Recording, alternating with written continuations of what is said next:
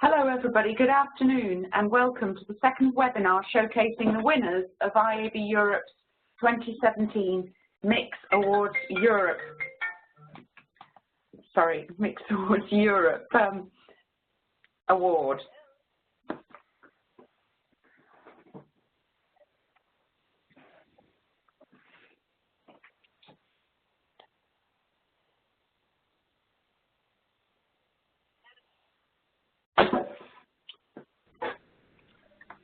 Really sorry everybody.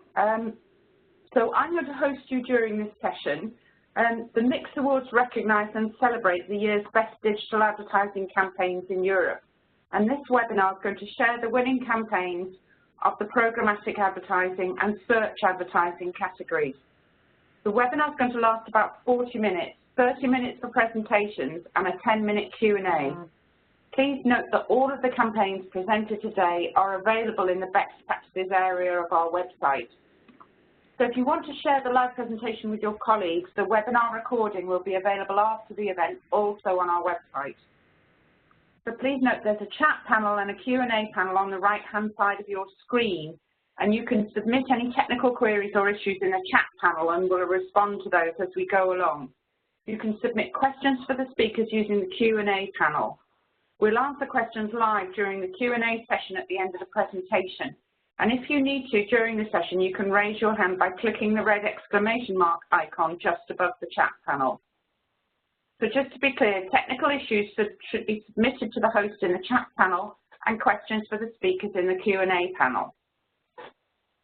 So to introduce today's speakers, these are Ipek Dorek from Business Direct from Mindshare and Taylan Koru, Digital Director at Mindshare, and also member of the IAB Turkey Education Executive Committee.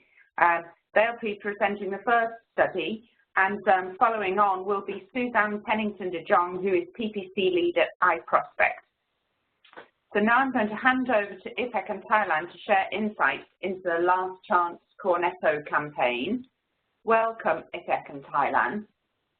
Hello. Hello, everyone. Hi there. Are you ready to go? Yeah, sure. We're all set. Okay, super. So today we're going to talk about the Cornetto's Last Chain campaign in Turkey. So just to give you some feedbacks about the Cornetto brand in Turkey, Cornetto is one of the first brands to come into mind when the subject matter is love. And the mission of the brand is to inspire and encourage the teens to take the first step to love. So we want them to fall in love, basically. What we have been doing, actually, since 2013, we are creating songs, music songs, that are all designed based on the Cornetto's Inside of the Year. And we just make deals with the popular singers, and we want them to create the love song of the year for Cornetto. So this is a strategy that we have been using since 4 years. This is why we had to change something in the strategy. We worked with the Mindshare Insight Department, Business Development Department, and we found out that 1 of 3 young people in Turkey, they have difficulty expressing their feelings to someone they are infatuated or in love with. So we really had to do something to convince them to take the first step to love. And to manage that task, we needed a powerful message, and we had to reach them in the right moment to increase the impact of our message. And most importantly, we had to stay relevant as the target audience is the young people. So what we did, we used the Planning for Agility workshop module of Mindshare, which is actually designed to create agile marketing moments within the brand's yearly strategy, and we ended up creating a last chance platform to encourage the team, saying, okay, this is your last chance to say something to the loved one. It's like the last week of the school, for example, you have to confess. If not, you're gonna lose at least 4 months. Or most importantly, for an ice cream brand, the last days of summer is the last chance for you to confess your summer love, for example. This is why we created Last Chance platform, and we integrate the digital platform for users to make their feelings known to someone specific, to their loved ones, through advertisements. And to make it available to all those field in love, we say, all the young people, we use the power of programmatic advertising. So Taylan is gonna walk you through about the execution, how we made it, and the media planning part. Well, in order to execute those, we created a digital platform for users linked with the power of programmatic advertising. The platform enables users to create personalized banner ads and create a link to share, and this is where prospects arrive and create their custom banners for their crush. We want to show this with an example. Let's take John. He wants to confess his love to Jane, and at first he was able to select his own name, his loved one's name, and one of a wide selection of messages in a drop-down menu, icons and color schemes. And once he liked the look of his banner, the next step was to choose one of 3 pieces of very shareable content from Onedio, which is a BuzzFeed equivalent content platform in Turkey. And that mini site would generate a unique short link, which the sender was tasked with sending the target via email or any social platforms. It's like, hey, check out what this page says about your star sign, for example. And when the user clicked, the link would drop a cookie on the user's browser. We call this bait link technically. And from that point, we were able to target Jane in almost all over the web with John's personalized banners. The recipient was retargeted at a very high frequency with that banner from the sender created that. That banner says, I have a crush on you since the first moment I saw you. Will you join me for coffee sometime, like this? And for the next slide, you can see that our media planning split it into 2 parts. For the first part is prospecting part. In that part, we aim driving traffic to our mini site, inviting users to create banners that they're only special someone. And for the second part, it was dynamic retargeting strategy, which is our key part of the strategy. It was for recipients of love banners, and at there we keep overall frequency very high and beat with a high CPM rates in order to target intensely and in order to maximize the viewability of the banner. And all of the personalized banners were generated and served dynamically through platform 101 DSP and ad server. And we used a mix of open auction and PMP deals to get the best possible chance of having banners seen. And we used also viewability targeting capabilities of our DSP, and we collected data on sender and recipients' genders. Yeah. So with the overall plan, people created more than 30,000 unique banners, and the banner creation rate within the website was more than 6%. The viewability rate was 66% for our dynamic banners. We controlled the set of a limit of 11 frequency capping because we wanted to avoid the over frequency. Just on the launch day, we reached 5 million people through social media and programmatic media advertising. And the personalized banners were shown through over 50 million programmatically bought impressions, enabling young people to get their messages across. But most importantly, we say that thanks to Cornetto, more people were able to take their first step into love, and just with that, we were able to fill the world with more love. So this is actually the summary of the overall campaign that we spent like almost 2 months to design. Thanks very much, Ipek and Taylan. So we're going to hand over to Suzanne now to present the PostNL campaign. Welcome, Suzanne. Thank you. Yes, let me take it away. Just a sec. To the next slide. Here we go. Right. So within the next coming 10 minutes, I will guide you through the case study that we've built together with PostNL, which is one of the largest postal employees within the Netherlands. And they were, no, just a second I have, yeah. So that's me. That's perhaps good to start with. So I'm working for iProspect as a PPC business lead, which means I'm in the lead of large-scale PPC campaigns. And PostNL has been a client of us for many years, and they asked us, okay, can you help us out? We want to obtain 10,000 applications in more than 800 regions within the Netherlands within 1 year. So we decided, okay, we can help you. We will use paid search to do so.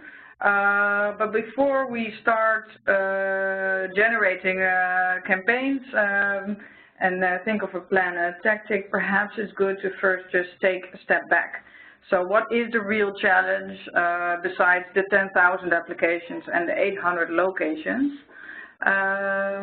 So there's 4 key factors that are the challenge to fulfill the target for PostNL.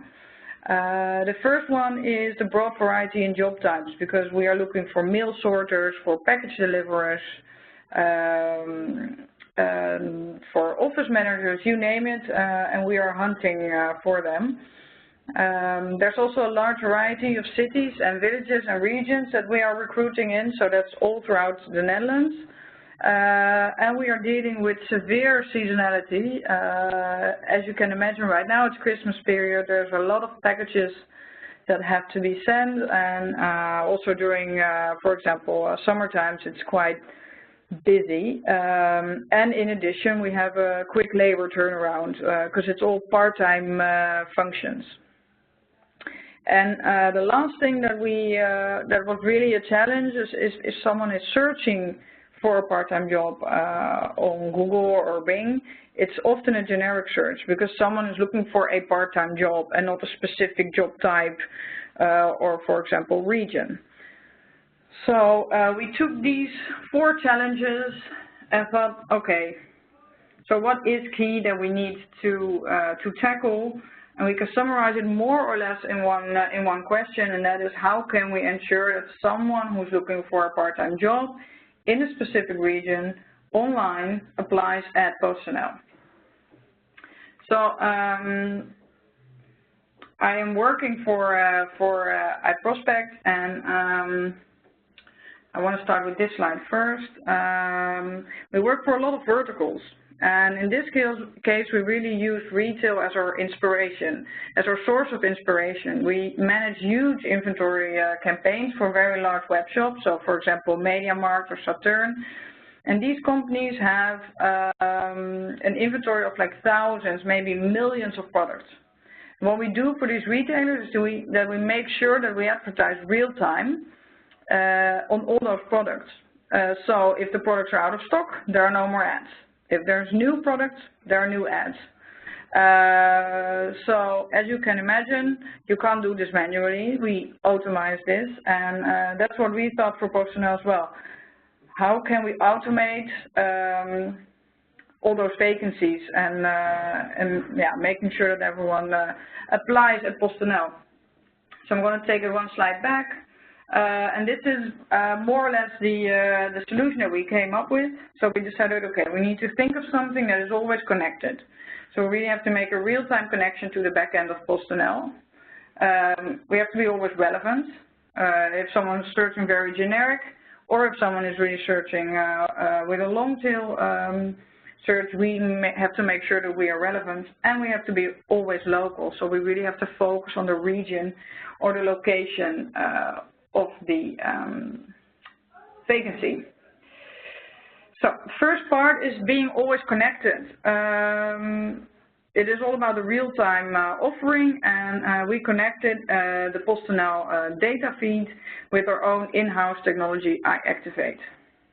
That means that we can use the backend of the PostNL website and automatically transform it into thousands of relevant ads and keywords that are shown on Google. The HR department of PostNL decides on which vacancies should be pushed into the system, so that's only the hard-to-fill vacancies. So if a vacancy is filled today, we immediately stop advertising, and if they add a vacancy today, we immediately start advertising. So it's all real-time connected to the back end of PostNL. Second part of our solution is that we are always relevant. So it doesn't really matter how people search. We want to be very super relevant. It would be easy if someone just types in exactly what they want and that we have a perfect fitting ad, but unfortunately that doesn't work like that. People search in a lot of different ways, including very generic ways, and this really adds to the complexity. So with our technology, we tackle this problem, for example, by combining the user location with the generic search intent. It's perhaps not immediately clear what someone wants, but we do have a proper ad. So if someone searches for a part-time job or a part-time postal worker in Berlin, we are always relevant. And last part of the solution was to be always local. We had the ability to target very specific locations, which is very important for PostNL, because if you can imagine that if someone is living in Amsterdam and wants to apply for a job by bike, being a postal worker by bike in Amsterdam, it doesn't work if you go from Rotterdam to Amsterdam every day on your bike. So we are very specific in the targeting for this campaign. So it could be on a regional level, city level, but also neighborhood, or for example a radius around a certain location. So in short, what we did with our solution, we made sure that we always have the right job for the right person in the right location. And this resulted and ended up in 10,000 applications spread over more than 800 regions, but, and that's maybe even more important, it structurally saved 50% time on repetitive work, and that is really special and very important, because this allowed us to act like a real business partner for PostNL.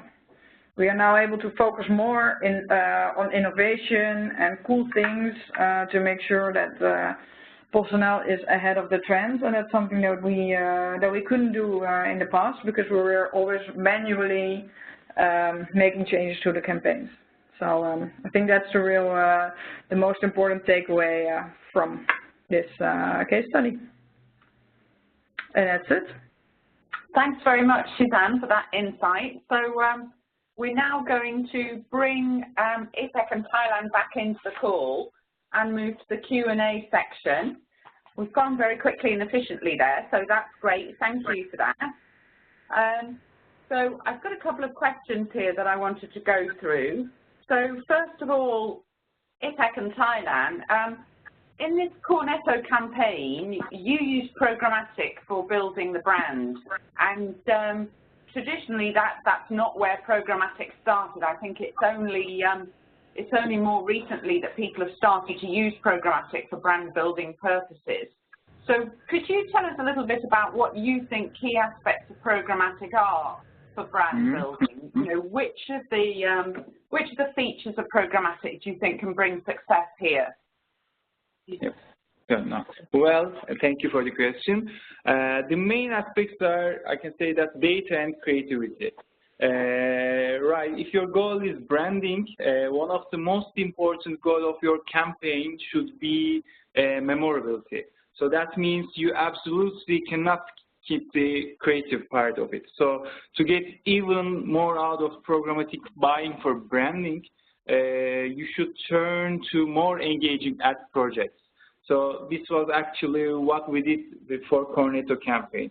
Those are making sure that the data we have used in targeting drive the creative strategy, high impact creative, and data must be used in programmatic creative to enhance the branding issue. Yeah, that's really interesting. Thank you very much. I think the programmatic creative, we're going to be seeing a lot more of that in the market. Would you agree with that? Sure, yeah.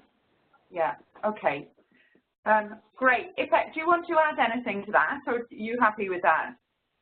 I'm totally happy, actually. We just like thought about that, and creativity is the main part of it, because if you had the data to personalize things, and if you do not personalize the creatives, and if you do not use dynamic creative, just using the data wouldn't be the whole thing, so yes. Okay, great. Thanks very much. And so moving on to Suzanne.